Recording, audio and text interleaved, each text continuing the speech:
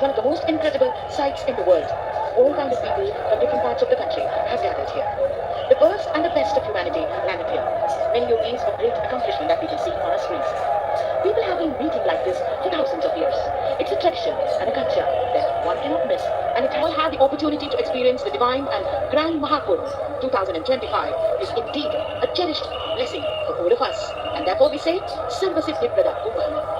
ये कुंभ और इस कुंभ में मकर संक्रांति का अमृत स्नान सर्वार्थ सिद्धि योग बन रहा है। सूर्य नारायण के दर्शन नहीं हो पा रहे, लेकिन जो इंद्रदेव के द्वारा हल्की हल्की बारिश की बौछार की जा रही है, मानिए इंद्रदेव भी शामिल हो रहे हैं इस पवित्र स्नान में। मानिए कि माता प्रकृति अपना आशीर्वाद दे रही है हम सभी, और ये शस्त्र विद्या में निपुण धर्म के रक्षक साधु सन्यासी जो अपनी शस्त्र विद्या का प्रदर्शन करते हुए नजर आ रहे हैं। हर ओर कुछ न कुछ रोमांचक है।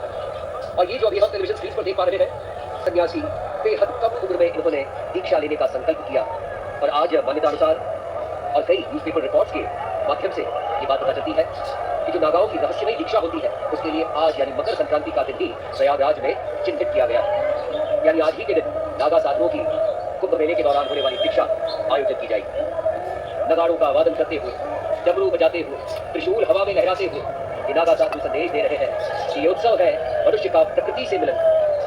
ये प्राकृतिक सौंदर्य अपने आप में समेटे दृश्य दूरदर्शन राष्ट्रीय, इसी के साथ दूरदर्शन के यूट्यूब चैनल और प्रसार भारती के ओटीटी प्लेटफॉर्म वेव्स पर आप निरंतर देख पा रहे हैं और इसका आनंद ले पा रहे हैं। क्योंकि ये आनंद का उत्सव, ये धर्म का महायज्ञ है, जिसमें हम सब अपनी अपनी प्रत्यक्ष NSG commandos, Uttar Pradesh police के साथ समूचे भारत से बुलाया गया पुलिस पर। ये दृश्य है एरियल व्यू, जो अलग अलग विशालकाय शिविर और कैंप्स लगाए गए हैं धर्मगुरुओं के मेला प्राधिकरण का।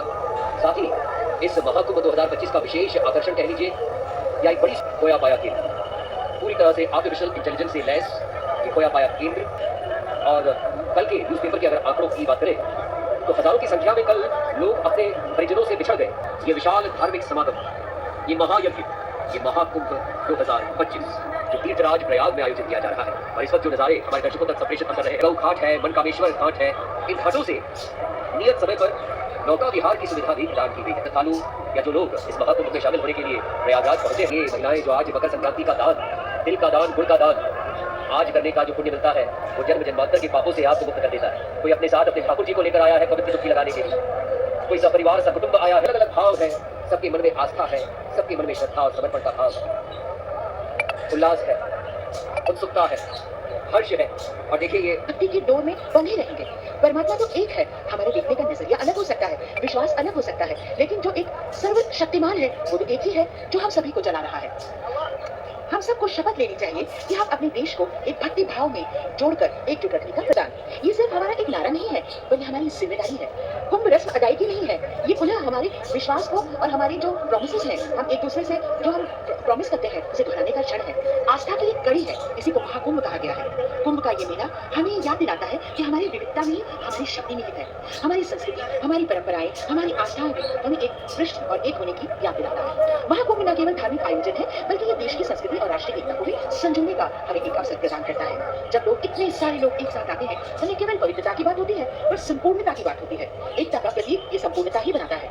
ये मेला सभी विभिन्नताओं को बुलाकर हमें एकजुट करता है। हर कुंभ का संदेश, अटल संदेश, एकजुट होगा अपना देश। यहाँ संगम की पावन धाराएं केवल जल का प्रवाह नहीं है, बल्कि दिमागों और दिलों को एकजुट करने वाली महान खोले जनमन। एक रहे हमारा सनातन, खोले संगम की पावन धारा, एक रहे हिंदुस्तान हमारा।